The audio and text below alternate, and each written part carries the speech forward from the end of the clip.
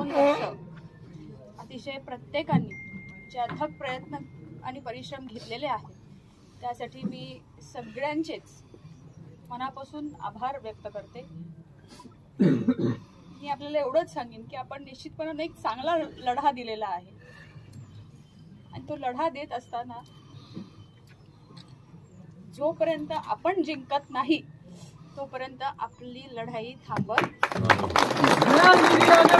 हम तुम्हारे साथ हैं। दीदी आगे बढ़ो, हम तुम्हारे साथ हैं।